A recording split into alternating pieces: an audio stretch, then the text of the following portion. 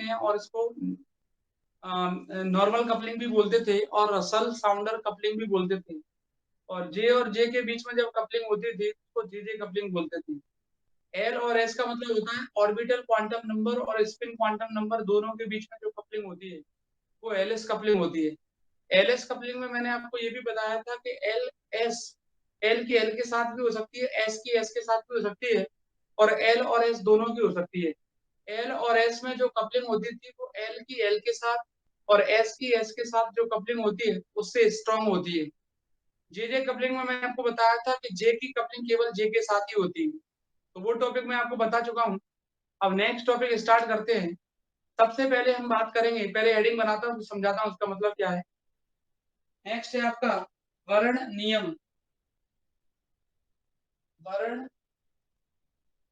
नियम, वर्ण मत लिख देना, वर्ण नियम, selection rule, selection rule,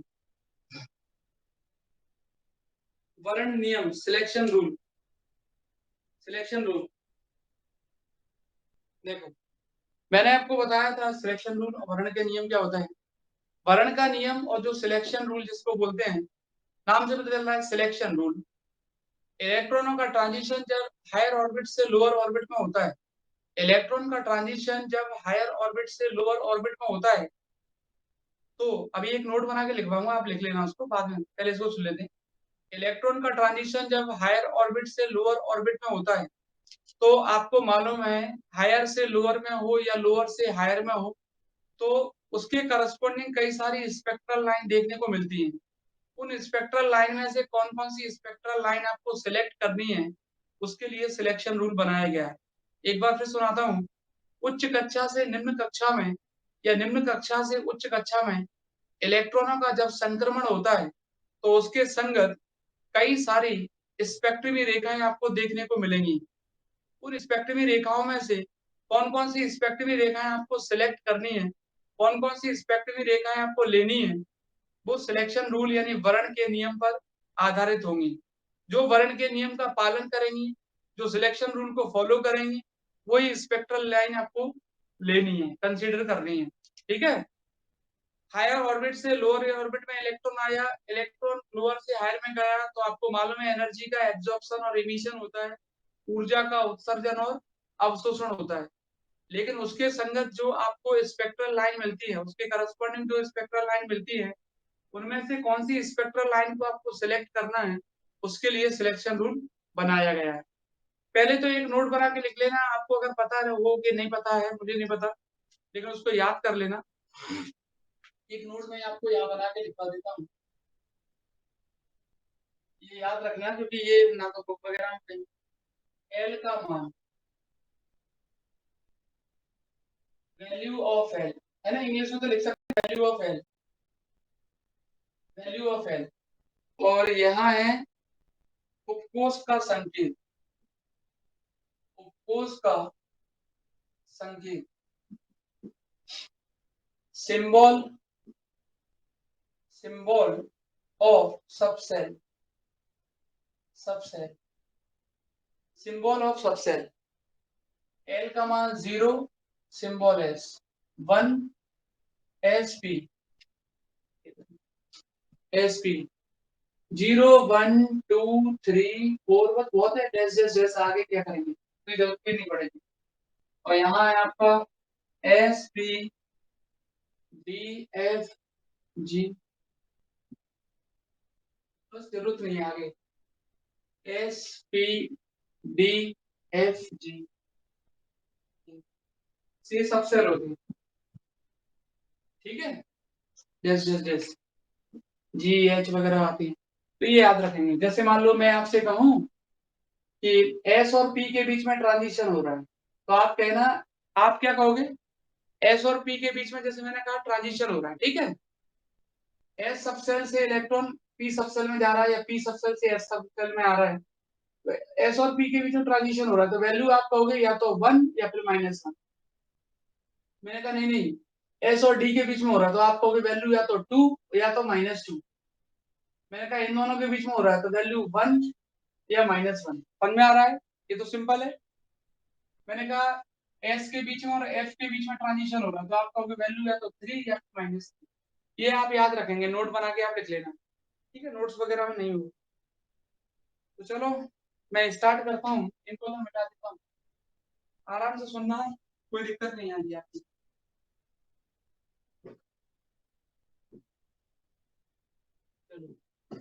sir हाँ। 4 के बाद क्या आएगा सर 5वें नंबर पे? GH I इस टाइप से चलता है। आज आपके 4 ही यूज होंगे, SPDF, आगे यूज भी नहीं होगा, GH वगैरह आते ही नहीं। केमिस्ट्री वगैरह में भले देखने को मिल जाएगा, यहाँ तक मिल जाएगा, ठीक है। चलो, तो पहला वाला रूल, इलेक्ट्रॉन का ट्रांजिशन अगर हायर ऑर्बिट से लोअर ऑर्बिट में होता है, स्मॉल एल लिखूं या कैपिटल एल लिखूं बात बराबर है, ठीक है। यहाँ स्मॉल एल लिख दिया था तो स्मॉल एल लिख सकते हो, कैपिटल एल लिखूं कैपिटल एल, एक ही बात। इलेक्ट्रॉन का ट्रांजिशन अगर हायर ऑर्बिट से लोअर ऑर्बिट में होता है, इलेक्ट्रॉन का संक्रमण अगर उच्च कक्षा से निम्न कक्षा में होता है या लोअर से और हायर में होता है, तो कैपिटल एल का वो स्पेक्ट्रल लाइन आपको सिलेक्ट करनी है जिसके लिए कैपिटल एल की वैल्यू क्या होगी, +-1। अभी तो याद रखना है आपको, अभी याद रखना है, जब मैं एग्जांपल लूंगा, और सुनो, एग्जांपल जो मैं लूंगा ना, तो उन एग्जांपल को आप लिख लोगे, क्योंकि मेरे हिसाब से नोट्सों में एग्जांपल नहीं मिलेंगे। आप एग्जांपल यहाँ लिख लेना और उनको नोट्सों में छाप देना, जो मैं नोट्स पे दूंगा ना उसमें सिलेक्शन रूल लिखे होंगे, एग्जांपल नहीं लिखा होगा, तो एग्जांपल आप लिख लेना, उसको भी लिख देना, क्योंकि उससे दो चीजें होंगी, एक तो आपको समझ में आता रहेगा लास्ट तक, और दूसरा ठीक ठाक भी रहेगा, थोड़ा सा सिलेक्शन रूल लिखने को आया 2 नंबर का, तो अच्छा इंप्रेशन पड़ता है। तो कैपिटल एल की वैल्यू कितना होना चाहिए, +-1। कैपिटल एल की वैल्यू कितना होना चाहिए, +-1, या ऐसा बोल सकते हैं एल के मान में अंतर कितना होना चाहिए, +-1। डिफरेंस ऑफ एल कितना होना चाहिए, एल इक्वल टू +-1, पहली चीज। सिलेक्शन रूल में स्पेक्ट्रल लाइन को सिलेक्ट करने के लिए रूल बनाए गए हैं, तो कैपिटल एल की वैल्यू +-1। दूसरा दूसरा है जे की वैल्यू, जे की वैल्यू 0 या +-1, 0 या +-1, 0 या +-1, यानी ऐसा बोल सकते हैं डेल्टा जे बराबर +-1। जे की वैल्यू 0 या +-1, या डेल्टा जे बराबर भी लिखा रहता है +-1। कई बच्चे सोच रहे होंगे एल की वैल्यू +-1 तो 0 क्यों नहीं, एल 0 आएगा ही नहीं, बताओ आएगा क्या जे एल 0। अभी मैं एस से पी की बात करता हूँ तो बना जाएगा, पी से एस की बात करूँ तो भी बना जाएगा, 0 नहीं आता उसमें, 0 कभी नहीं आता, एल की वैल्यू कभी 0 नहीं मिलेगी, जे की मिल जाएगी। अभी एग्जांपल भी बताऊंगा आपको, तो जे की वैल्यू क्या होना चाहिए, 0 या +-1।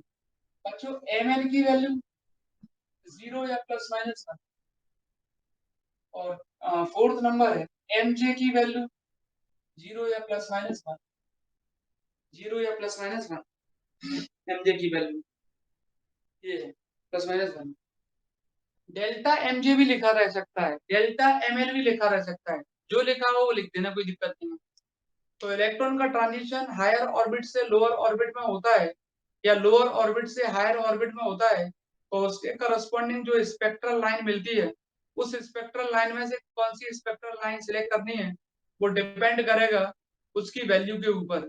जैसे मैं आपसे बोलूं एल की वैल्यू उसका +-1 होना चाहिए, जे की वैल्यू 0 या +-1 होना चाहिए, एम एल की वैल्यू 0 या डेल्टा एम एल की वैल्यू +-1 होना चाहिए, एमजे की वैल्यू 0 या डेल्टा एमजे की वैल्यू +-1 होना चाहिए। पूरी स्पेक्ट्रल लाइन को आप क्या करोगे, सिलेक्ट करोगे, सिलेक्शन रूल। अब मैं एग्जांपल बताता हूँ, एग्जांपल से, और एग्जांपल आप भी लेते हैं। इसकी शॉर्ट ट्रिक लिख दूं, शॉर्ट ट्रिक आप याद रख लेना, कैसे, वैसे तो याद ऐसे ही रखना, शॉर्ट ट्रिक देखो, हंसेंगे सब बच्चे इसलिए नहीं लिखता हूं। लल्लू 1 नंबरी, जुमाली, लड़की तो आई नहीं, हम लल्लू आ गए, जुमाली, मंजू 10 नंबरी।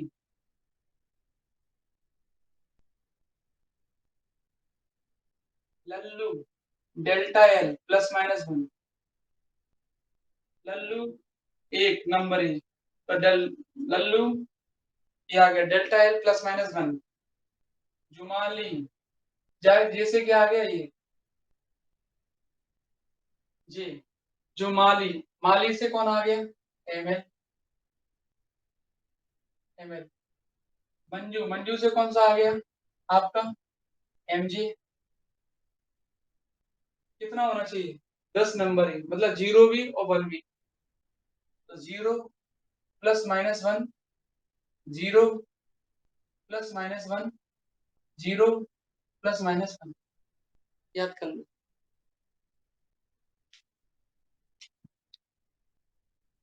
चलो मिटा देता हूँ।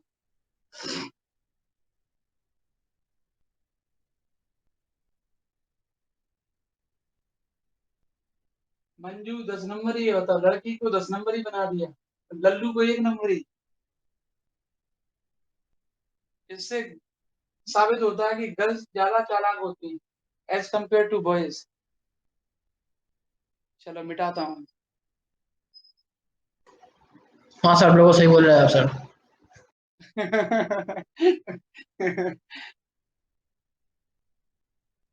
चलो मिटा देता हूँ। तो 10 नंबर है वो, मतलब क्या कर रहा हूँ, गर्ल्स वगैरह लिख लेना बेटा, तब मैं, मेरे को भी आदत पड़ गई।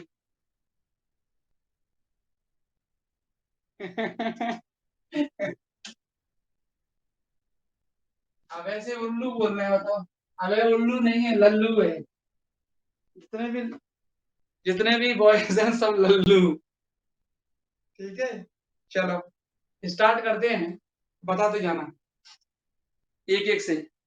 एग्जाम्पल, एग्जाम्पल में हम बात करेंगे एस और डी, उसके बाद आपका एस और D, S F, S F अभी डायरेक्ट करा रहा हूँ, एस डी एस एफ, और उसके बाद है आपका, बस इतना ही, पहले तो इसको डायरेक्ट करा दें, एस और डी और एस और एफ। बच्चों एस और डी के बीच में सबसे पहले हम एल की वैल्यू को चेक करते हैं, बता सकते हो एल कितना होगा, डेल्टा एल कितना होगा, डेल्टा एल कितना होगा, एस और डी के बीच में डेल्टा एल कितना होगा, बताओ।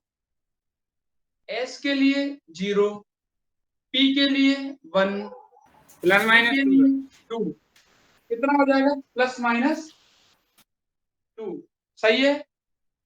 एस और एफ के बीच में डेल्टा एल कितना होगा, प्लस माइनस 3, 3। क्या डेल्टा एल बराबर प्लस माइनस 2 और प्लस माइनस 3 समझ में आया। एस और डी अभी लिखवा है आपको, एस के लिए 0, पी के लिए 1, तो डिफरेंस निकालना है आपको। इलेक्ट्रॉन का ट्रांजिशन चाहे एस से पी में, एस से डी में हो या डी से एस में हो, तो वैल्यू आपकी प्लस माइनस 2 आ जाएगी और नीचे वाली प्लस माइनस 3 आ जाएगी। क्या यहाँ पर अगर मैं आपसे बात करूं, डेल्टा एल प्लस माइनस 2 और डेल्टा एल, इन अवस्थाओं के बीच संक्रमण हो सकता है क्या, इन अवस्थाओं के बीच संक्रमण हो सकता है क्या, ट्रांजिशन पॉसिबल है कि नहीं, बोलो, ट्रांजिशन पॉसिबल है कि नहीं, बोलो, ट्रांजिशन पॉसिबल है इन दोनों के बीच में, बोल ही नहीं रहे हैं। अभी तो बताया था डेल्टा एल की वैल्यू प्लस माइनस 2 आ गई, डेल्टा एफ प्लस माइनस 3 आ गया, इसमें है क्या ऐसे कोई कंडीशन नहीं है। इसका मतलब ये हुआ इन अवस्थाओं के बीच संक्रमण संभव नहीं है, there is no transition between this state. इसके नीचे लिख देंगे there is no transition between this state, इन अवस्थाओं के बीच संक्रमण संभव नहीं है, इन अवस्थाओं के बीच संक्रमण संभव नहीं है, there is no transition between this state, transition ही संभव नहीं है इसके बीच में, तो क्योंकि डेल्टा एल की वैल्यू कितनी आ रही है आपकी, प्लस माइनस 2 और प्लस माइनस, सर हाँ जी, सर इसमें एरो सर टू साइडेड होना चाहिए ना, क्योंकि सर एस से डी में भी जा सकता है और डी से एस में भी, तो सर दो साइडेड एरो होना चाहिए ना। हाँ आपकी मर्जी, दोनों साइड लगा दीजिए,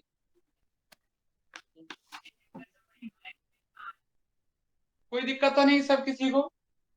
इन स्टेट के बीच में ट्रांजिशन पॉसिबल नहीं है, लिख लेना अपने साथ, एक आ गया, एक एग्जांपल तो ये होगा। दूसरा, सेकंड नंबर, इसके बाद बच्चों मैंने लिखा, अब मैं पूरा लूंगा, मैंने लिखा 2p1/2, 2p1/2 से ट्रांजिशन हो रहा है आपका कहां पर, 2d5/2, 2d5/2, 2d5/2 लिखते ऐसे ही हैं, 2d5/2। बताओ इनके बीच में ट्रांजिशन पॉसिबल है क्या? जैसे मान लो स्पेक्ट्रल लाइन का ट्रांजिशन हो रहा है कहां से कहां तक, 2p1/2 से 2d5/2 तक। तो सबसे पहले चेक करेंगे एल की वैल्यू। एल की वैल्यू आपको कैसे मिलेगी? पी से डी में हो रहा है, पी से डी में हो रहा है, कहां, पी से डी में। तो डेल्टा एल बराबर, इस बार मैंने केवल एक ही एरो बनाया है, पी से डी में हो रहा है, तो डेल्टा एल बराबर, डेल्टा एल लिख दो चाहे एल लिख देना, पी से डी में हो रहा है तो डेल्टा एल होगा 2, पी से डी में हो रहा है तो डेल्टा एल होगा 2। बच्चों डेल्टा जे कैसे निकालते हैं? डेल्टा जे निकालते हैं इसका डिफरेंस, इसका डिफरेंस 1/2 में से 5/2 गया, 1/2 में से 5/2 गया, कितना बचेगा? 1 में से 5 गया 4 और माइनस का 2 आ गया। अगर आप दोनों के बीच में लगा दोगे एरो, दोनों साइड लगा दोगे, तो आप प्लस माइनस भी लिख सकते हो, प्लस माइनस भी लिख सकते हो। और अगर मान लो कभी एग्जाम में एक एरो ही लग के आ गया, तब भी अगर आप प्लस माइनस लगा दोगे तो गलत नहीं करेगा आपका, वो समझ जाएगा कि पी से डी में और डी से पी की दोनों की बात कर रहा है। अगर आप दोनों जगह प्लस माइनस लगा के आ जाओगे तब भी आपका गलत नहीं करेगा। तो जे कैसे निकालना है, इसमें से इसको माइनस करना है, इस टाइप से।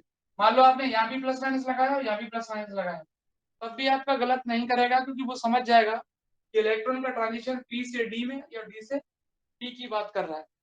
तो आपकी मर्जी है, एक एक वैल्यू लिखना है, एक एक लिख सकते हो, दोनों लिखोगे तब भी वो गलत नहीं करेगा। ट्रांजिशन नॉट पॉसिबल, नीचे लिख दोगे ट्रांजिशन इज नॉट पॉसिबल, संक्रमण संभव नहीं है, सर संक्रमण संभव नहीं है। सर ये पी से डी में जब गया तो सर ये मतलब डिफरेंस दो में से गया तो एक ही आता ना, तो ये +-2 कैसे आएगा डेल्टा एल सर? पी से कहाँ गया है? डी में। पी से डी में गया है तो मैंने बताया था S P D F, S के लिए 0, इसके लिए 1, इसके लिए 2, इसके लिए 3। अब आप देख लो पी से, अच्छा पी से डी में गया है ना, सही है सही है सही है, पी से डी में गया तो डिफरेंस कितना आएगा? सही है सही है, पी से डी में गया तो डिफरेंस बना जाएगा, और इनका डिफरेंस कितना होगा? +-2। सर ये 1/2 5/2 होती क्या है सर? ये अपन जैसे पी के नीचे लग रहा है। अब ये जे की वैल्यू होती है, ये किसकी वैल्यू होती है? जे की वैल्यू। और ये किसकी वैल्यू होती है? जे की वैल्यू। ये बहुलता बताता है, मल्टीप्लिसिटी। वो टॉपिक मैंने आपको बताया नहीं क्योंकि एग्जाम में आने के चांसेस कम रहते हैं उसके। ये बहुलता बताता है उसकी, मल्टीप्लिसिटी। J1 J2 और ये होता है L1 L1 कौन बताता है आपका? P, और L2 कौन बताता है आपका? ये J1 J2। सर जैसे डी ओ एफ हो तो सर, क्या डी और एफ हो सर, तो क्या कह रहे हैं? न्यू क्या? सर डी ओ एफ हो सर, तो अभी और एग्जांपल ले रहे हैं अभी, ये नीचे लिख दो और सर ये आगे transition 2 is not लिखा है, possible। ये 2p मतलब दूसरी कक्षा है, कहाँ पर लिखा है? 2p 2d लिखा है, तो इसका आगे 2 का क्या मतलब है सर? मतलब दूसरी कक्षा है। हाँ दूसरी कक्षा, सेकेंड ऑर्बिट बोल सकते हैं। और J1 J2 उसकी मल्टीप्लिसिटी बताएगा, मतलब ये बताएगा आपका कि बहुलता कितनी है उसकी। लेकिन सर 2d सर फिर होता है सर, 2d एग्जिस्ट करता है सर? क्या 2D क्या? सर मतलब दूसरी कक्षा में डी आता है सर? दूसरी कक्षा में दूसरी डी कक्षा में आता है? नहीं, आप समझे नहीं। सेकेंड ऑर्बिट 2p1/2 अलग से लिख देता हूँ। 2p1/2 का मतलब होता है, ये देखो ये लिखा है 2p1/2 से ट्रांजिशन हो रहा है कहाँ? 2d5/2। 1/2 और 5/2 ये तो बताएगा आपकी जे की वैल्यू, इसको बहुलता बोलते हैं, मल्टीप्लिसिटी। दूसरा पी और एल, पी और डी बताएगा आपको एल की वैल्यू, और 2 जो बताएगा वो आपको ये बताएगा कितनी स्पेक्ट्रल लाइन जा रही है। 2 आपको बताएगा कितनी स्पेक्ट्रल लाइन जा रही है। जैसे 2 आ गया तो 2 स्पेक्ट्रल लाइन, 3 आ गया तो 3 स्पेक्ट्रल लाइन, 4 आ गया तो 4 स्पेक्ट्रल लाइन, ये रहता है। 2 और 3 आपको ये स्पेक्ट्रल तो लाइन सर टू बता। पहले से लिख के ही दिया है ना उन्होंने, अपने निकाला थोड़ा ना। अरे आपको ये पहले से लिख के भरी दिया, लेकिन आपको ये पता करना है कि ये पॉसिबल है भी कि नहीं। हाँ आपको ये पता करना है कि ये पॉसिबल, मैंने क्या बताया था कि जितने भी सिलेक्शन रूल हैं वो सबके सब आपको ये बताएंगे कि ये स्पेक्ट्रल लाइन पॉसिबल है कि नहीं जो आ रही हैं। तो 2 भले तो 2 आ रही हैं, लेकिन यहाँ से यहाँ आ रही हैं तो वो सिलेक्शन रूल को फॉलो नहीं कर रही। तो जब हाँ। सिलेक्शन रूल को फॉलो नहीं कर रही, इसका मतलब इनका ट्रांजिशन पॉसिबल नहीं है। मैंने क्या बताया था, संक्रमण संभव है कि नहीं है रिस्पेक्टिव रेखाओं का, वो आपको पता करना है सिलेक्शन रूल से। तो आपको क्या करना है, ये देखना है सबसे पहले कि ट्रांजिशन किसके बीच में हो रहा है। फिर आपने क्या किया, ट्रांजिशन देखने के बाद ये देख लिया कंडीशन सेटिस्फाई हो रही है कि नहीं है। कंडीशन अगर सेटिस्फाई होती है तो उनका ट्रांजिशन पॉसिबल है, और अगर कंडीशन सेटिस्फाई नहीं हुई तो ट्रांजिशन पॉसिबल नहीं। ये है, जैसे मैं, जरूरी नहीं है ये लिखा है ये, इसके बाद ये वाला है, जैसे मैंने एग्जांपल लिख दिया, कुछ भी मान लो एक मैंने लिख दिया 2p3/2, 2p3/2 से ट्रांजिशन हो रहा है आपका 2s1/2, 2s1/2। अब बताओ ट्रांजिशन पॉसिबल है कि नहीं। दो स्पेक्ट्रल लाइन आ रही हैं पी से, कहां पर, एस में। तो इसके लिए अपन ने क्या निकाला, सबसे पहले डेल्टा एल निकाला। डेल्टा एल हो निकालेंगे रही तो है दोनों सर। का डिफरेंस कितना आ जाएगा, +-1। और डेल्टा जे निकाला तो कितना आ गया, +-1। तो इसका मतलब ये हुआ कि दो स्पेक्ट्रल लाइन इनके बीच में ट्रांजिशन करती हैं तो वो पॉसिबल है, वो संभव है। बस इतना पता करना है सिलेक्शन सर रूल में। दोनों के आगे जो वैल्यू लिखी है दो दो, सर वो मतलब हर एक में सेम ही रहेगी ना जितनी स्पेक्ट्रल लाइन होती है। हाँ, हर एक में सेम रहेगी, हर एक में सर निकालना कैसे है, हाँ, निकालना कैसे है सर, होगा आप लोग। निकालते कैसे हैं, सिंपल तो तरीका, पी से एस में हुआ तो अभी मैंने बताया था पी और एस के बीच में ये value H P D M, इसमें क्या है, सबसे सिंपल तो यही है। ये पी और एस के बीच में हो रहा है तो दोनों का डिफरेंस कितना होगा, इधर से माइनस करोगे तो 1, इधर से माइनस करोगे तो -1। तो ये आ गया एल। एल की वैल्यू कौन बताएगा, आपका पी और एस बताएगा। जे कौन बताएगा, 3/2 और 1/2 का डिफरेंस। जे की वैल्यू कौन बताएगा, ये 3/2 और ये 1/2 का डिफरेंस। इसमें से इसको माइनस करो 1, इसमें से इसको माइनस किया -1, ओके सर, समझ -1। आ गया सर। इसका मतलब ये हुआ कि अब डेल्टा एल आ गया, डेल्टा जी आ गया, दोनों चीजें आ गई। अब दोनों चीजें आने के बाद आपको ये देखना है ये सिलेक्शन रूल को फॉलो कर रही है या नहीं कर रही है। अगर ये फॉलो करती हैं तो इसका मतलब इनके बीच में ट्रांजिशन पॉसिबल है। तो क्या लिखोगे, ट्रांजिशन इज पॉसिबल। क्या लिखोगे, ट्रांजिशन इज पॉसिबल। संक्रमण संभव है, संक्रमण संभव है। और बताओ, देखो और बताता हूँ मैं आपको। सर लिखना यही है सर, नोट्स पे, है, नोट्स में यही लिखना है सर, यही बना। हाँ रूल्स रहेंगे ना, क्यों नहीं रहेंगे। ये एग्जाम्पल लिखते जाना आप लोग, एग्जाम्पल, एग्जाम्पल जरूर लिखते जाना। अगला वाला एग्जाम्पल है आपका 2D, 2D 5/2। आप लोग बताना 2D 5/2 से है आपका 2P3/2, 2P3/2। बोलो ट्रांजिशन पॉसिबल है कि नहीं है, पॉसिबल है सर। ट्रांजिशन पॉसिबल है कि नहीं है, पॉसिबल है। बोलो। पॉसिबल है सर। पॉसिबल है। डेल्टा एल बराबर बच्चों कितना आएगा, डी और पी के बीच में, देखो आप डी और पी के बीच में डिफरेंस कितना, 1। अगर एग्जाम में आप 1 भी लिखे आओगे ना, 1 भी लिखे आओगे, जैसे इसमें से इसको माइनस किया 1 तो भी सही है, और +-1 लिखोगे तब भी सही है, गलत नहीं करेगा आपका। डेल्टा एल इक्वल टू 1, और डेल्टा जे कितना आ जाएगा, 3/2 में से 5/2 में से 3/2 को माइनस करेंगे तब भी 1। इसका मतलब transition is possible, transition is possible. Plus minus लिखो या सिंपल भी 1 लिख दोगे तो कोई गलत नहीं करेगा। सर जैसे ये वैल्यू अलग हो जाता है तो जैसे हमें 2 वहां पर 3 हो जाएगा सर, 2D क्या? और 3 है तो नहीं नहीं नहीं, वो नहीं होता। यहाँ तो सेम रहता है, नहीं 2 2 रहेगा, 3 3 5 4 4 रहेगा।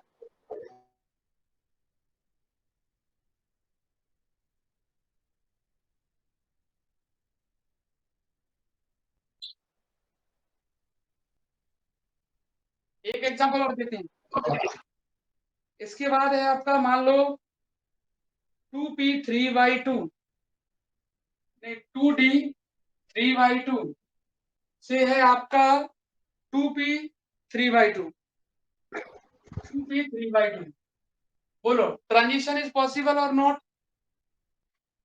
बोलो पॉसिबल है सर। पॉसिबल है। हाँ, 0 पे भी था ना। ट्रांजिशन नहीं है इज सर। पॉसिबल। तो डी से पी क्या लिख दूं? डी से पी में 1 लिख दूं और डेल्टा जे कितना लिख दूं? 0। 3/2 में से 3/2 गया 0। क्या डेल्टा जे 0 हो सकता है? बिल्कुल हो सकता है। तो यहाँ लिख देना transition is possible. Transition is possible. Transition is possible. संक्रमण संभव है। संक्रमण संभव। बताओ इसमें कोई दिक्कत है क्या आपको? स्पेक्ट्रल लाइन जो होती है वो 2 3 4 जो भी दें, बस आपको कुछ नहीं करना है। एस पी डी एफ 4 हैं, चारों में से देख लेना किस किस के बीच का पूछ रहा है, डेल्टा एल निकाल लेना। फिर डेल्टा जे निकालना है तो वो जो नीचे लिखा रहता है उसमें से माइनस करना है, आ जाएगा आपका।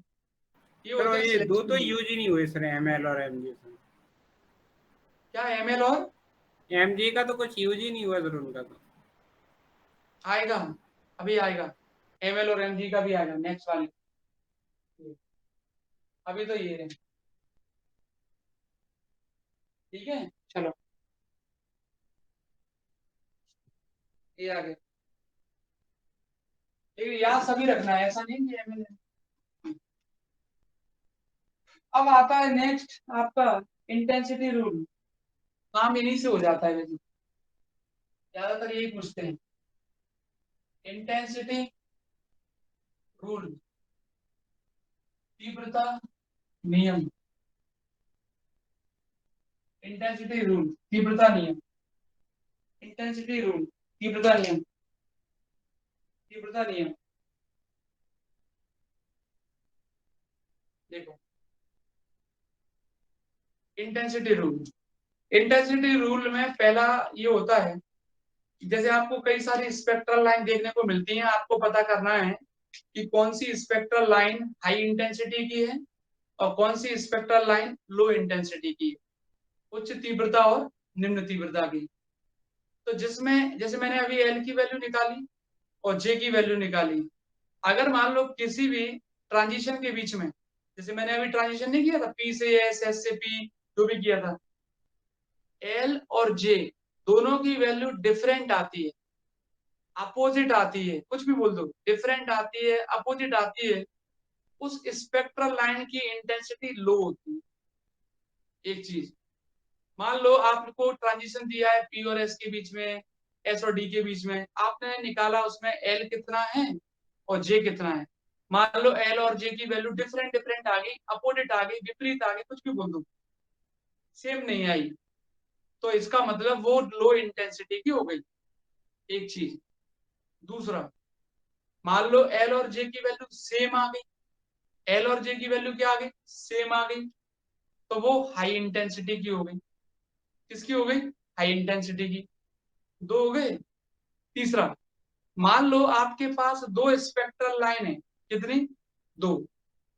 अभी एग्जांपल दूंगा ना तो और क्लियर हो जाएगा। दो स्पेक्ट्रल लाइन है, आपने देखा एल और जे दोनों की वैल्यू सेम आ रही है दोनों के लिए, एल और जे दोनों की वैल्यू सेम आ रही है दोनों के लिए। अब आप सोचोगे यार इसमें तो दोनों के लिए सेम आ रही है, तो इसमें कौन सी हाई इंटेंसिटी की हो गई? सुनना ध्यान से। दो स्पेक्ट्रल लाइन है आपके पास, दो स्पेक्ट्रल लाइन में से आपने क्या किया, दोनों के लिए एल और जे की वैल्यू निकाल ली। आपने देखा यार इसके लिए भी एल और जे की वैल्यू सेम, और इसके लिए भी जो निकाली थी वो भी वैसी की वैसी है, तो इसमें से हाई इंटेंसिटी की कौन सी हो गई? तो फिर आप जाओगे जे पर। किस पर जाओगे? जे पर। जे की वैल्यू जिसमें हाई है वो हाई इंटेंसिटी की होगी। जे की वैल्यू जिसमें हाई है वो हाई इंटेंसिटी की होगी।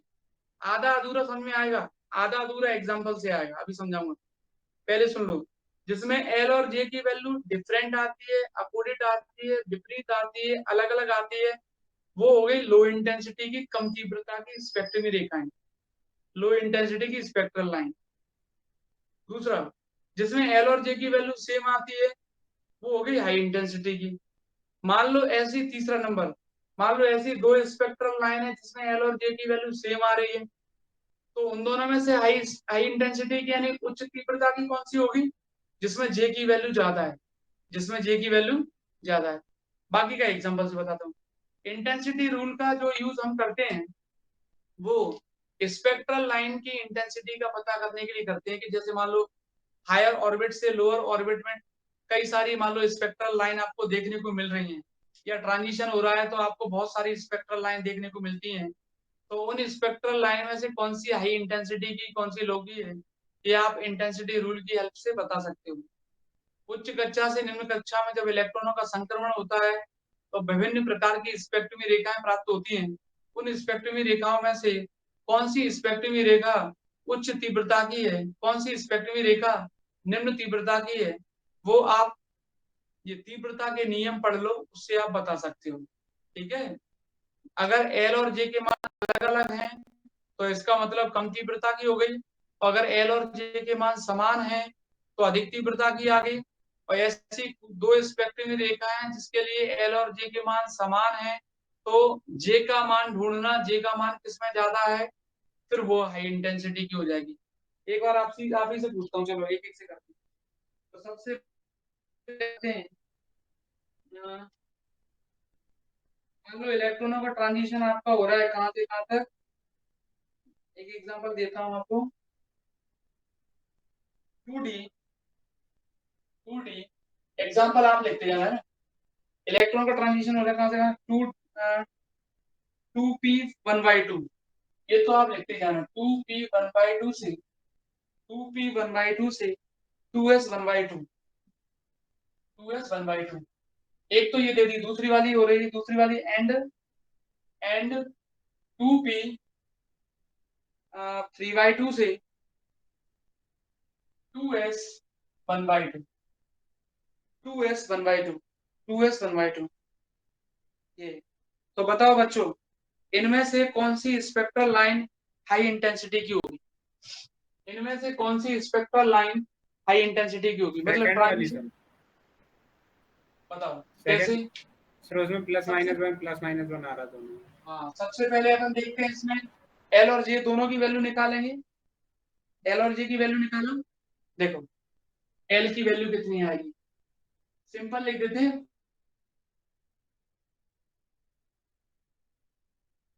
1 लिख सकते हैं, 1 लिख दें, पीछे से फिर 1/2 से 1/2 जे की वैल्यू कितनी होगी? 0। 1/2 जे की वैल्यू कितनी होगी? 0। इसके बाद इस पे आते हैं। इसमें बच्चों एल की वैल्यू कितनी हो जाएगी? 1 1। जे की वैल्यू कितनी हो जाएगी? 3/2 में से 1/2 गया तो 1। अब देखो ये दोनों वैल्यू डिफरेंट है, ये दोनों वैल्यू डिफरेंट है, तो ये लो इंटेंसिटी की होगी, कम तीव्रता की। ये दोनों वैल्यू सेम है तो हाई इंटेंसिटी की होगी। ये दोनों वैल्यू सेम है तो हाई इंटेंसिटी की होगी।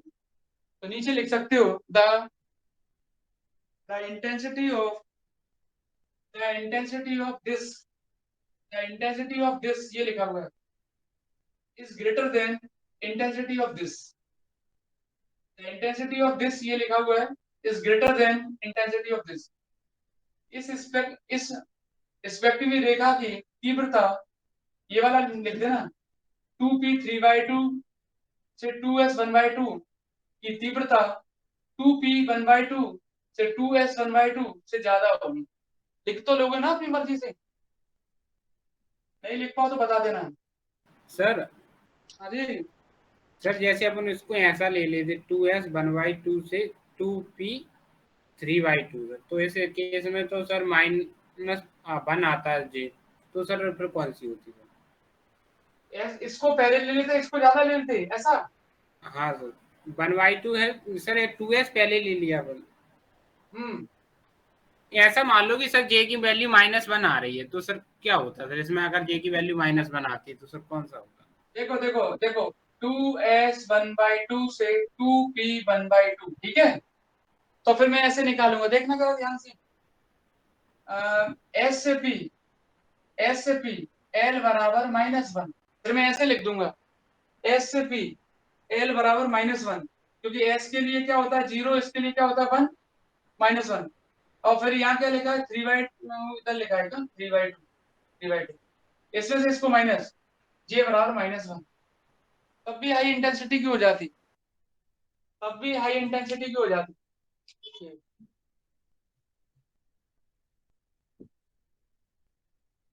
तब इसमें से इसको माइनस करना, आप तो इसमें से इसको माइनस कर देना बस, केवल एस से पी में से माइनस करो, इसमें से इसको माइनस करो, जो वैल्यू मिल जाए देख लेना, सेम है तो हाई इंटेंसिटी, और सेम नहीं है तो लो इंटेंसिटी, सेम नहीं है तो लो इंटेंसिटी। इसमें भली मत लेना प्लस माइनस, आप तो ऐसे ही ले लेना। एक और एग्जांपल देता हूँ, अभी देखो बिठाता हूँ। नेक्स्ट वाला है आपका सेकंड नंबर है आपका 2d3/2, 2d, अभी ये क्या लिया था अपन ने, 2p ले लिया था, है ना। तो चलो 2d3/2 से 2p 1/2, एक तो ये ले लिया, ठीक है। और दूसरा ले लिया 2d5/2, 2d5/2 से है आपका 2p3/2, 2p3/2, 2p3/2। सबसे पहले सब बच्चे निकाल लें, फिर मैं जिससे पूछूंगा वही बताना, जिससे पूछूंगा वही बताना। इसमें मैंने यहाँ से निकाल लो, यहाँ भी निकाल लो, आप भी निकाल लो, चलो जिससे पूछेंगे वही बताना। बोलो, निकाल तो लिया सबने, अब बताओ दिव्यांशी, कौन सी स्पेक्ट्रल लाइन हाई इंटेंसिटी की होगी? दिव्यांशी नहीं है, रिया, सर दोनों दोनों का सेम ही है इसमें। दोनों का सेम है तो इसका मतलब दोनों हाई इंटेंसिटी की हो जाएंगी। जिससे पूछे दिव्यांशी जवाब देना भी, तो केवल दोनों क्या हाई इंटेंसिटी की होंगी, तो दोनों में से कोई एक होगी। सर जे की वैल्यू भी सेम है इसमें, दोनों में तो दोनों सेम होंगी। चलो एक चीज, अब उसके बाद आते हैं रिया पर। रिया बताओ बेटा, रिया नहीं है, सर सेम होगी ना। सेम इंटेंसिटी होगी। उसके बाद आते हैं अभय, अभय, दोनों अभय, यादव और चतुर्वेदी, सब सेम होगी। सेम होगी। उसके बाद शिवांगी है क्या? सर सेम ही होगी। अब इसके बाद कोई और कुछ कहना चाहता है, कोई और कुछ कहना चाहता है कि अलग होगी कि सेम होगी? सर बताओ। सेकंड वाली की सर ज्यादा होगी कि उसमें जे की वैल्यू सिर्फ दोनों में ज्यादा है, तो अपने देखो डेल जे बच्चों, की वैल्यू नहीं बोली थी सर, जे की वैल्यू बोली थी। इसमें से इसको माइनस किया तो 1, डी में से पी को, उसके बाद जे निकाला तो जे भी 1 आ गया। इसमें से इसको माइनस किया तो वही वही कहानी फिर आ गई, एल की वैल्यू 1, आप तो ऐसे ही माइनस किया करो, और जे की वैल्यू आ गई 1। तो यहाँ पर हमने देखा यार कि ये तो दोनों सेम आ गई। तो मैंने बताया था जब एल और जे की वैल्यू सेम आती है तो दोनों स्पेक्ट्रल लाइन में से कौन सी हाई इंटेंसिटी की होगी, कौन सी उच्च तीव्रता की होगी, वो डिपेंड करेगा जे की वैल्यू के ऊपर। जे की वैल्यू किस में ज्यादा है। अब किस में ज्यादा का मतलब क्या हुआ, किस में ज्यादा का मतलब ये नहीं कि यहाँ देखना है, किस में ज्यादा का मतलब यहाँ देखना, 3/2 से 1/2, 5/2 से 3/2। तो जे की वैल्यू हाईएस्ट किस में है, 5/2। ये तो डिफरेंस है, ये जो जे की वैल्यू निकली है वो तो डिफरेंस है आपका। J1 J2, J1 J2 इनको देखना है। तो ये वाली जे की वैल्यू हाईएस्ट है, इसका मतलब इसकी इंटेंसिटी इससे ज्यादा होगी, ऐसे। तभी तो मैंने कहा था एग्जांपल बताऊंगा तब जाके पूरा क्लियर होगा। तो यहाँ आपको देखना है जे की वैल्यू, तो 5/2 ये वाली ज्यादा बड़ी है किसकी कंपैरिजन में, इसकी कंपैरिजन में, तो इसलिए इसकी इंटेंसिटी इससे ज्यादा होगी। अपनी लैंग्वेज में लिख देना, इसकी तीव्रता का मान इससे ज्यादा होगा। सर अपन एक ऐसा एग्जांपल लें, जैसे एक में एल की वैल्यू आए 1 और जे की वैल्यू आए 0, दूसरे में आ रही है एल की वैल्यू +1 और दूसरे में आ रही है जे की वैल्यू -1। सर दोनों में डिफरेंट हो गई, मतलब एल और जे की वैल्यू दोनों में डिफरेंट है सर। तो इस केस में सर कौन सी सर तीव्र होगी, क्या देखेंगे इस केस में? मतलब आपका कहने का मतलब ये हुआ कि दोनों की वैल्यू डिफरेंट आ जाए। हाँ, है ना? दोनों से जो है उनमें दोनों में एल और जे की वैल्यू डिफरेंट है सर। अच्छा, तो उसमें कौन सी लो इंटेंसिटी की होगी? हाँ, लो और हाई कैसे जिसमें जे की वैल्यू लो हो जाए, उसमें भी यही लगाना, जिसमें जे की वैल्यू लो हो जाए वो लो इंटेंसिटी की हो जाएगी। जैसे मान लो 2 एग्जांपल लिए आपने, आपके कहने का मतलब हुआ कि दोनों में मैंने निकाला एल और जे अलग अलग आ गया। तो जिसमें जे की वैल्यू ज्यादा होगी तो वो वहां हाई इंटेंसिटी की होगी। वहां भी ये लगता है, लेकिन मैंने इसलिए नहीं बताया, उसके केस थोड़े से कम बनते हैं। समझ में आया आपको? दोनों में आपने मान लो एल और जे की वैल्यू निकाली, अलग अलग आती, तो वहां भी बच्चों आप वही देखते। अब बताओ, कोई दिक्कत है क्या? कर दूं, मिटा दूं? चलो मिटाता हूं। उसके बाद एक लास्ट एग्जांपल हो, मान लो मैंने ले लिया 2p3/2, 2p3/2 से 2s1/2, और दूसरा लिया है 2p1/2, 2p1/2 से 2s1/2। क्या हो जाएगा इसमें? l निकालेंगे तो 1 और j निकाला तो 1, ये तो हो ही गया था।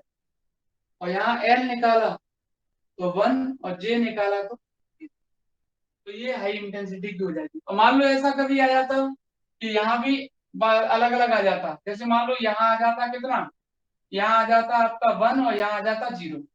क्यों बता सकते हो? मान लो यहाँ आ जाता 1 और यहाँ आ जाता 0, यहाँ भी आ जाता 1, यहाँ भी आ जाता 0, तो फिर कौन सी वाली स्पेक्ट्रल लाइन हाई इंटेंसिटी की होती? ऊपर वाली, क्यों? फर्स्ट वाली। कौन सी वाली ऊपर होती? वाली सर, ऊपर वाली, क्योंकि ऊपर वाली में ऊपर जे वाली। की वैल्यू ज्यादा है, तब भी ऊपर वाली होती। बताओ सर अब कोई दिक्कत? जे की हाँ जी? वैल्यू -1 भी तो हो सकती है ना सर? बिल्कुल हो सकती है, क्यों नहीं हो सकती अगर है? इस केस में सर अपन जे की वैल्यू -1 कर दें सर, तो सर किस कौन केस सी में? होगी? किस ऊपर केस वा में? ऊपर वाले में सर अपन लिख दें 2p1/2 और 2s3/2, तो सर ऊपर हो जाएगा j = -1 सर। अच्छा, ये वाला लिख लिया सबने, ये वाला तो लिख लिया। चलो मैं आपके हिसाब से चलता हूँ, एक लास्ट एग्जांपल। क्या कर दूं यहाँ पर? 3/2 कर दूं? हाँ सर, और 2p1/2 कर दो। 2p1/2 कर देता हूं। ठीक है। हाँ अब उसके बाद फिर निकालेंगे, l की वैल्यू आएगी p में से ये गया 1, p में से ये गया, और j की वैल्यू निकालेंगे, इसमें से ये गया -1। फिर दोनों की वैल्यू देखो डिफरेंट है, यहाँ भी क्या है? डिफरेंट है। इसका मतलब वो स्पेक्ट्रल लाइन हाई इंटेंसिटी की होगी जिसमें जे की वैल्यू ज्यादा है। अब जे की वैल्यू ढूंढो कौन सी ज्यादा है। ये जे की वैल्यू, ये जे की वैल्यू, ये जे की वैल्यू, ये जे की वैल्यू, तो कौन सी वाली हाई इंटेंसिटी की होगी? ये वाली, जिसमें जे की वैल्यू ज्यादा है। चारों दिखा, 1 2 3 4, जिसमें जे की वैल्यू आपको ज्यादा मिल जाए वो हाई इंटेंसिटी की होगी, उच्च तीव्रता। तो ये हो गई हाई इंटेंसिटी। और बताओ, जे की वैल्यू पर से डिपेंड करता है क्या सर? जे की वैल्यू के ऊपर, अगर वैल्यू डिफरेंट है तो जे सर की वैल्यू के ऊपर। G1 G2 है सर, तो बस, हाँ जी, G1 G2 है ना सर ये तो? हाँ, और क्या? ठीक है, और इसी में से इसको माइनस किया करो, इसी में से इसको माइनस किया करो। बताओ, कोई कंफ्यूजन है तो पूछ सकते हो अभी भी।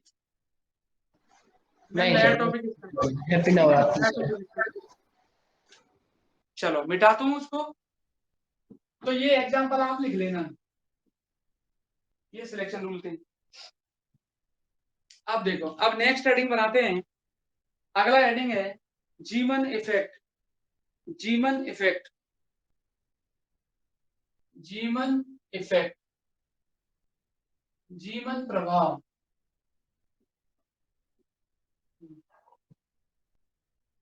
जीमन इफेक्ट, जीवन प्रभाव। सुनना, थ्योरी है, मैं सुनाता हूं पहले आपको। देखो, जब भी किसी मोनोक्रोमेटिक सोर्स की बात करते हैं तो आपको मालूम तो है कि मोनोक्रोमेटिक सोर्स जो होता है कई सारी स्पेक्ट्रल लाइन को प्रोड्यूस करता है, या एक मोनोक्रोमेटिक सोर्स एक स्पेक्ट्रल लाइन को प्रोड्यूस करता है, ऐसा बोल सकते हैं। कई सारी का मतलब क्या होगा वो भी बताता हूँ। जब भी हम किसी मोनोक्रोमेटिक सोर्स की बात करते हैं तो मोनोक्रोमेटिक सोर्स जो होता है वो स्पेक्ट्रल लाइन को प्रोड्यूस करता है। मोनोक्रोमेटिक सोर्स का मतलब होता है एक ऐसा सोर्स जो एक ही कलर की लाइट को इमिट करता है, तो वो स्पेक्ट्रल लाइन प्रोड्यूस करता है। लेकिन अगर हम उसी मोनोक्रोमेटिक सोर्स को मैग्नेटिक फील्ड के अंदर रखते हैं तो वो 2 और मोर देन 2 स्पेक्ट्रल लाइन को प्रोड्यूस करता है। एक वर्णी प्रकाश स्रोत की जब हम बात करेंगे तो एक वर्णी प्रकाश स्रोत जो होता है वो स्पेक्ट्रमी रेखाओं को उत्सर्जित करता है या किसी एक स्पेक्ट्रम रेखा को उत्सर्जित करता है। लेकिन जब हम उसको किसी चुंबकीय क्षेत्र में रखते हैं तो चुंबकीय क्षेत्र में रखने के बाद वो कई सारी स्पेक्ट्रमी रेखाओं को उत्सर्जित करता है। ये सबसे पहले देखा था जीमन ने 1896 में। तो इसी इफेक्ट को उसने नाम दे दिया क्या, जीमन इफेक्ट। एक बार फिर सुने, जब भी हम मोनोक्रोमेटिक सोर्स की बात करते हैं तो मोनोक्रोमेटिक सोर्स जो रहता है वो एक ही क्रोमेटिक लाइट को इमिट करता है या एक स्पेक्ट्रल लाइन को प्रोड्यूस करता है। लेकिन जब हम मोनोक्रोमेटिक सोर्स को या एक ऐसे सोर्स को जो स्पेक्ट्रल लाइन को प्रोड्यूस कर सकता है उसको अगर हम एक मैग्नेटिक फील्ड के अंदर रखते हैं तो मैग्नेटिक फील्ड के अंदर रखने पर हम देखते हैं कि वो 2 और मोर देन 2 स्पेक्ट्रल लाइन को प्रोड्यूस करता है। इसी इफेक्ट को जीमन इफेक्ट बोला गया था। 1896 में जीमन ने इसको डिस्क्राइब किया था। हिंदी में सुन ले एक बार। जब भी हम किसी एक वर्णी प्रकाश स्रोत की बात करते हैं तो सबको मालूम है एक वर्णी प्रकाश स्रोत जो रहता है वो एक ही वर्ण के प्रकाश को उत्सर्जित करता है, एक ही स्पेक्ट्रमी रेखा को उत्सर्जित करता है। लेकिन जब हम उसको एक चुंबकीय क्षेत्र के अंदर रखते हैं तो वो 2 या 2 से अधिक स्पेक्ट्रमी रेखाओं को उत्सर्जित करता है। इसको सर्वप्रथम 1896 में जीमन वैज्ञानिक ने देखा था और उसका नाम रख दिया जीमन इफेक्ट। इसी को बोला गया क्या, जीमन इफेक्ट। बच्चों, जीमन इफेक्ट की जब हम बात करते हैं तो जीमन इफेक्ट जो होता है वो 2 टाइप का होता है। एक नॉर्मल जीमन इफेक्ट, एक एनोमलस जीवन इफेक्ट, सामान्य जीवन प्रभाव और असामान्य जीवन प्रभाव। नॉर्मल जीवन इफेक्ट की जब हम बात करते हैं तो नॉर्मल जीवन इफेक्ट में मैग्नेटिक फील्ड को स्ट्रॉन्ग रखना पड़ता है। जैसे मैग्नेटिक फील्ड की वैल्यू वीक और स्ट्रॉन्ग दोनों चीजें होती हैं। तो मैग्नेटिक फील्ड की वैल्यू 1.5 वेबर पर मीटर स्क्वायर से ज्यादा रखोगे तो उसको स्ट्रॉन्ग में गिनते हैं, और 1.5 वेबर पर मीटर स्क्वायर से कम रखते हैं तो उसको वीक में रखते हैं, वीक, कमजोर। तो जब हम बात करते हैं, हालांकि मैं इसको डिटेल में समझाऊंगा लेकिन थोड़ा सा बता देता हूँ। नॉर्मल जीवन इफेक्ट की हम बात करते हैं तो वहां पर मैग्नेटिक फील्ड स्ट्रॉन्ग रखना पड़ता है। क्यों रखना पड़ता है, स्ट्रॉन्ग। और जब हम एनोमलस जीवन इफेक्ट की बात करते हैं तो वहां मैग्नेटिक फील्ड आपको वीक रखना पड़ता है। क्या रखना पड़ता है, वीक। सामान्य जीवन प्रभाव में चुंबकीय क्षेत्र आपको प्रबल रखना पड़ेगा और असामान्य जीवन प्रभाव में चुंबकीय क्षेत्र को आपको क्या करना पड़ेगा, दुर्बल यानी कमजोर रखना पड़ता है। एक चीज। दूसरा, जीवन इफेक्ट का कंस्ट्रक्शन क्या होता है वो सुन लो, फिर मैं आपको इसके जो टाइप्स होते हैं ना, नॉर्मल जीवन इफेक्ट और अनोमलस जीवन इफेक्ट, वो डिटेल में बताऊंगा। जीवन इफेक्ट का जब भी आपको कंस्ट्रक्शन करना है तो उसके लिए आपको 3 चीजें लगानी पड़ेंगी बस, केवल। एक लगाना पड़ता है आपको मैग्नेट, जो मैग्नेटिक फील्ड को प्रोड्यूस करेगा। एक लेना पड़ेगा आपको सोर्स, एक वर्णी प्रकाश स्रोत, मोनोक्रोमेटिक सोर्स, जो मोनोक्रोमेटिक लाइट को इमिट करेगा। और एक लगाना पड़ता है स्पेक्ट्रोमीटर। स्पेक्ट्रोमीटर एक ऐसा डिवाइस होता है जिससे हम कितनी स्पेक्ट्रल लाइन बन रही हैं वो देख सकते हैं। बच्चों, यहाँ पर हम स्पेक्ट्रोमीटर जो लगाते हैं वो फेब्री पेरो इटालॉन का बना होता है। फेब्री पेरो इटालॉन एक मटेरियल होता है जो आपने पिछले सेमेस्टर में पढ़ा था। फेब्री पेरो इटालॉन जो होता है, फेब्री पेरो इटालॉन एक मटेरियल होता है जो माइनर से माइनर स्पेक्ट्रल लाइन को भी देख सकता है, उसकी हेल्प से देख सकते हो। फेब्री पेरो इटालॉन की हेल्प से हम यहाँ 2 स्पेक्ट्रोमीटर बनाएंगे। एक स्पेक्ट्रोमीटर रखेंगे मैग्नेटिक फील्ड की डायरेक्शन में। अगर हमें मैग्नेटिक फील्ड की डायरेक्शन में स्पेक्ट्रल लाइन देखनी है तो उसका यूज करेंगे, और एक देखेंगे हम मैग्नेटिक फील्ड के परपेंडिकुलर, नीचे से ऐसे। मैग्नेटिक फील्ड मान लो ऐसे है तो नीचे लगा देंगे। तो 2 स्पेक्ट्रोमीटर लगाने पड़ते हैं, D1 और D2। जिसमें से एक स्पेक्ट्रोमीटर मैग्नेटिक फील्ड की डायरेक्शन में लगाना पड़ता है और एक स्पेक्ट्रोमीटर मैग्नेटिक फील्ड की अपोजिट डायरेक्शन में लगाना पड़ता है। दोनों तरीके से देखते हैं, हॉरिजॉन्टली भी देखते हैं और वर्टिकली भी देखते हैं। एक बार फिर सुने, जीवन प्रभाव का कंस्ट्रक्शन यानी संरचना करने से पहले आपको ये पता होना चाहिए कि जीवन प्रभाव में हमें कौन कौन से इंस्ट्रूमेंट लगाने पड़ेंगे। तो बच्चों, एक तो लगाना पड़ेगा चुंबक। चुंबक में भी एक ऐसा चुंबक लगाना पड़ता है, स्पेशल टाइप का चुंबक। अब वो स्पेशल टाइप का चुंबक क्या होता है अभी डिटेल में बताता हूँ आपको। एक स्पेशल टाइप का चुंबक लगाना पड़ता है। चुंबक लगाने का मतलब होता है वो मैग्नेटिक फील्ड यानी चुंबकीय क्षेत्र को उत्पन्न कर देगा। जहां भी चुंबक के दो ध्रुव होंगे एन और एस, चुंबक का मतलब होता है दो ध्रुव लेने एन और एस, दो पोल लेने एन और एस। एन मतलब नॉर्थ, एस मतलब साउथ। तो एक दो पोल लेने पड़ेंगे आपको, दो पोल लेने पड़ेंगे, दो ध्रुव लेने पड़ेंगे। एक आपको एक वर्णी प्रकाश स्रोत लेना पड़ेगा जो स्पेक्ट्रमी रेखाओं को उत्पन्न करता है। एक आपको स्पेक्ट्रोमीटर लगाना पड़ेगा। स्पेक्ट्रोमीटर हम एक की जगह दो लगा के रखते हैं यहाँ पर। एक लगाते हैं चुंबकीय क्षेत्र की दिशा में देखना है अगर स्पेक्ट्रमी रेखाओं को, और एक लगाते हैं चुंबकीय क्षेत्र के लंबवत देखना है आपको। तो स्पेक्ट्रोमीटर जो बना रहता है वो फेबरी पेरो ईटालॉन का बना रहता है, जो सूक्ष्म से सूक्ष्म स्पेक्ट्रमी रेखाओं को भी देख सकते हो आप उसकी हेल्प से। ये रहा कंस्ट्रक्शन, डायग्राम बना के फिर समझाते हैं। अच्छा, यहाँ पर जो आप पोल लेते हो, पोल, वो पोल जो लेते हैं, ध्रुव जो लेते हैं ना, वो एक तो शंक्वाकार आकृति के रहते हैं। कॉनिक सेक्शन जो आपने पढ़ा है, शंक्वाकार आकृति कॉनिक शेप में रहेगा, उसका शेप जो रहेगा उसका भी रीजन है क्यों रहता है। दूसरा, स्पेशली डिजाइन का मतलब होता है यहाँ जो पोल लेते हो उन पोल को इलेक्ट्रोमैग्नेट बोलते हैं। क्या बोलते हैं? इलेक्ट्रोमैग्नेट। इलेक्ट्रोमैग्नेट का मतलब होता है अगर हम दो पोल पर, जैसे एन और एस पोल है मेरे पास, पोल पर मैं कॉपर की वाइंडिंग कर दूं। कॉपर की वाइंडिंग करने के बाद उसके एक एंड को, जैसे वाइंडिंग कर दिया दोनों पर, एक एंड को बैटरी के पॉजिटिव और एक एंड को बैटरी के नेगेटिव टर्मिनल से जोड़ देते हैं, तो ये इलेक्ट्रोमैग्नेट बन जाता है। इसलिए तो मैं बोला था यहाँ पर जो चुंबक ली जाएगी, यहाँ पर जो मैग्नेट लिया जाएगा, यहाँ पर जो पोल लिए जाएंगे वो स्पेशली डिजाइन रहते हैं। स्पेशली डिजाइन का मतलब होता है उस पर कॉपर की बाइंडिंग की जाती है और कॉपर की बाइंडिंग करने के बाद उसका एक टर्मिनल पॉजिटिव से और एक टर्मिनल नेगेटिव से कनेक्ट करना पड़ता है। उसका कारण भी है, उसका कारण ये है कि मैं बोलूंगा आपसे मैग्नेटिक फील्ड नहीं है, इसका मतलब बैटरी से कनेक्शन नहीं होगा उस टाइम पर। मैं आपसे कहूंगा मैग्नेटिक फील्ड यहाँ नहीं है, तो मतलब बैटरी से कनेक्शन नहीं है। तो जो सोर्स रखे हुए आप उसके बीच में वो एक ही स्पेक्ट्रल लाइन देगा। कितनी देगा? एक। फिर आपने क्या किया, सोर्स को रखा, मैंने बैटरी के कनेक्शन कर दिया दोनों को, वायर को। फिर उसके बाद कहूंगा मैं मैग्नेटिक फील्ड प्रेजेंस है। जैसे ही बैटरी से के कनेक्शन से जोड़ेंगे तो वहां मैग्नेटिक फील्ड आ जाएगा, चुंबकीय क्षेत्र आ जाएगा। तो चुंबकीय क्षेत्र इस प्रकार से उत्पन्न करना है आपको। दो वायर होंगे कॉपर के, उनको बैटरी के टर्मिनल से जोड़ना है, तब जाके वहां मैग्नेटिक फील्ड प्रोड्यूस होगा और तब जाके आपको एक से ज्यादा स्पेक्ट्रल लाइन देखने को मिलेंगी। तो सबसे नेक्स्ट पे मैं क्या करूंगा, डायग्राम बना के पहले से रखूंगा, सिंपल सा डायग्राम है हालांकि। फिर उसके बाद बारी बारी से आपको कंस्ट्रक्शन बताऊंगा और फिर आपको बताऊंगा कितने टाइप के होते हैं। इसके देखो 5-6 डायग्राम है। एक तो कंस्ट्रक्शन का है, बाकी कौन कौन सी स्पेक्ट्रल लाइन मिलती है वो भी बना के दूंगा मैं, तो तुरंत तुरंत समझा दूंगा। फिर इसका डेरिवेशन बताऊंगा, जीवन इफेक्ट का मोस्ट इंपोर्टेंट डेरिवेशन है इसका, 6 नंबर का आता है। इतना कराएंगे आज, फिर नेक्स्ट टर्म पे ऐसी के आगे कंटिन्यू करेंगे। कोई दिक्कत है तो पूछा जरूर करो, नहीं पूछ पाओ यार तो व्हाट्सएप पे मैसेज करके पूछ लिया करो। नोट्स में अभी भेज दूंगा, आज के और कल वाले दोनों नोट्स भेज दूंगा, ठीक है? चलो, और जिन बच्चों की फीस जमा नहीं है वो फीस जमा कर दो।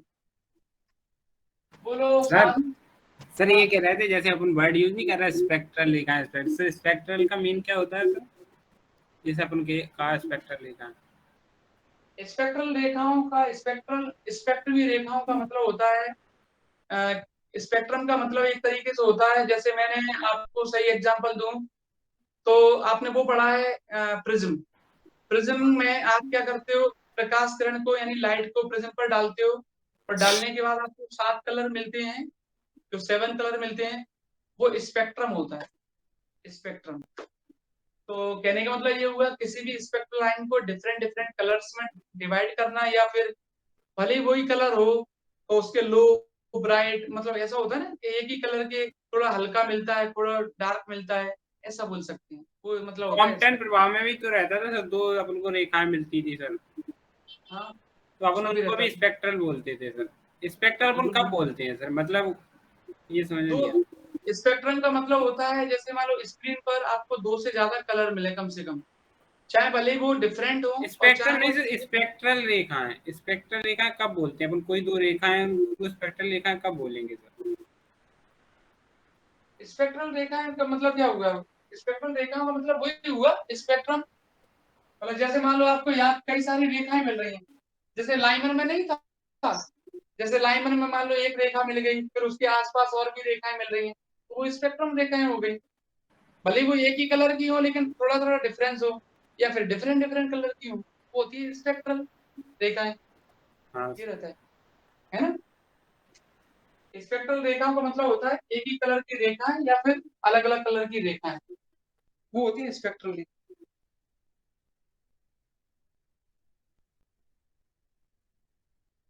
और कोई डाउट पूछ सकते हैं? ये कौन सी यूनिट चल रही है सर बुक की?